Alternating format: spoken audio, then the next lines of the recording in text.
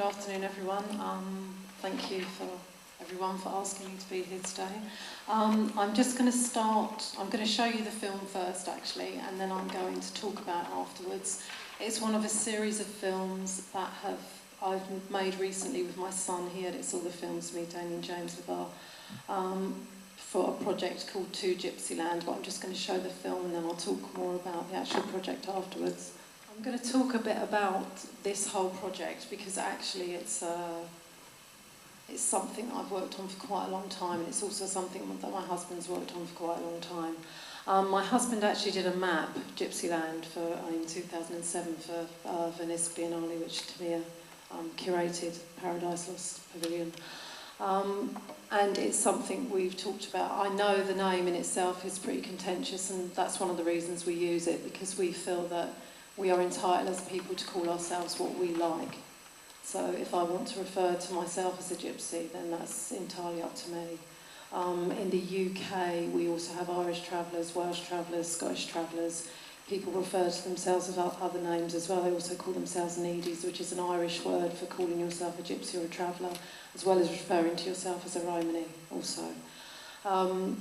So these are some of the ideas for To Gypsyland as a project were wrapped up in this. To Gypsyland is actually the name of a book by Elizabeth Robbins Pennell, who was an American lady, and she wrote this book, and it was the journey from America through to the UK into Europe, looking for the real gypsies in inverted commas.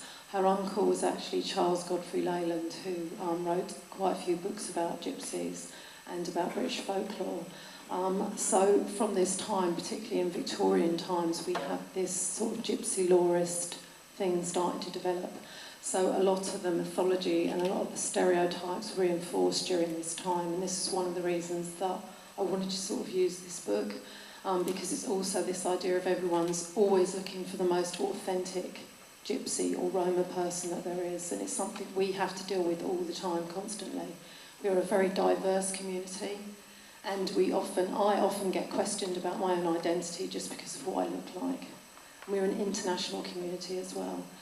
So some of the things in To Gypsyland, in fact all of these things were issues that I was trying to deal with, but also working in the UK, because extensively since meeting Timea in 2006, I've worked mainly in Europe. So this was an opportunity to take a lot of what I'd learned, but put it into an English context. It has been what the Arts Council call a strategic touring programme, which means that it went to different places. So it started at 198 Contemporary Arts in London, which I was very happy to work with, because 198 was actually set up because of the Brixton riots that happened in the 80s. So to me, space and place is very important. So it was, for me, a good place to start this touring show. The difference with it was that I did not make the work and then tour it. Each place informed the show. So from London, it went to Glasgow. There's a massive Roma population that have come to Glasgow from Europe, but they do not engage in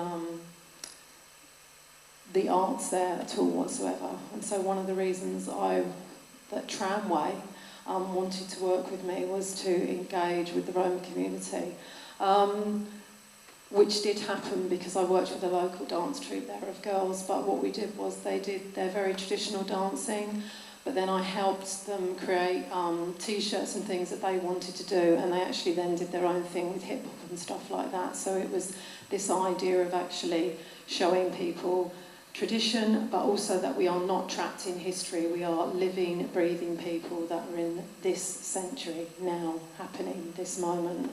And that was very interesting because everyone turned up, all the families turned up, but also I worked with different travellers from Scotland, so they had a lot of historic material as well as current material. Seamus McPhee was one of the artists who was in the last Roma Pavilion, and he brought a lot of material also about where he lives, a place called Bobby Mill in Scotland, which was actually a social experiment by the Scottish government to make travellers in Scotland settle. So that was part of the journey, so that's where it started. We went to Peterborough, which has also got is based in East Anglia. Peterborough is a city within East Anglia, which has got the largest population of gypsies, Roma and travelled people in the UK. One of the main issues there was contested space, which obviously as a community we always have to deal with. It's something historically we've had to deal with. We currently have to deal with it all the time as to where we're living, where we are, where we've seen. Our physical presence is often unwanted wherever we are. So this was the thing that came up there, but it also, I worked with lots of other people. So I worked with a place called the Green Backyard, which is reclaimed land, which now has an organic garden on it. I was asked to do a graffiti thing there, which I worked all day on a piece of work. But that enabled me to have conversations with local people. A lot of the work we are doing is working with as many different people as possible, because it's really important to talk to everybody. Most of the work that I do is not inside a gallery space. That is for a reason, because we need to engage with the public. Because if we're going to change perceptions and we're going to make people think about things differently, we need to have those sort of conversations. And a lot of that happens in Peterborough. And also the work that I produced when I was at Metal, which is, they've recently opened a new space there, because Peterborough is what the Arts Council call a cold spot, which I don't believe was actually true, because there's actually quite a lot of artists and things working there. But I also use the internet a lot, so I engage with people over the internet to take part in the work as well. So we asked a series of questions for people to engage with that. We then went to Bolton, and Bolton was an interesting place because at one point it was the heart of the textile industry in the UK. It has the oldest socialist club in the UK as well, and there's a whole group of people there called the Bolton Whitmanites who are really into Walt Whitman's poetry, and they organise this thing once a year. So I got involved with the people there who were involved in a lot of social activity. Bolton also has a history of being very accepting of people from different minorities or different communities, or people that were running away from persecution of other things, religion or whatever. So it was a very interesting place to work in. Because of the connection with the textile industry, which obviously in Victorian times was fed through the slave trade, part of the work that I did there was about talking about slavery within Europe with my own community, because it's something that nobody knows about, and it's very often not talked about. So it's talking about history, but also talking about present context, because it's no good ignoring the fact that history does not affect present context. And if you don't talk about things, they do not go away. There are major problems in America, and slavery is discussed there. It's an open topic, but in Europe it's still a very closed topic that no one wants to talk about. And if we look at my community situation within Europe, in certain countries, this is really what the problem is, because people are still seen in a very low position within society because of their historical position, something that needs to be addressed. And then we went back to London, and the film that you've just seen is London. So I had things from the Illustrated London News from the 1870s, and it had all stopping places where gypsies and travellers were. So the film was made at London Fields, Hackney Wick, Mitcham Common and Gypsy Hill, and also you can see the road signs. What we're also talking about is historically we've always been in these places. We haven't suddenly popped up like aliens out of space. We have always been in different places. People need to recognise this. We haven't suddenly appeared from nowhere. And all of these places wouldn't be called that if we hadn't been there historically. And actually, if you go to London and you go over the Westway, you will see a traveller's site. No one else would choose to live there because of where it is, because it's got all these main roads crossing over it. But that is a really famous site. The illustration of Latimer Road is in lots of different gypsy lawist books, and it's used a lot. But that site has always been there. So it's just trying to make people recognise this.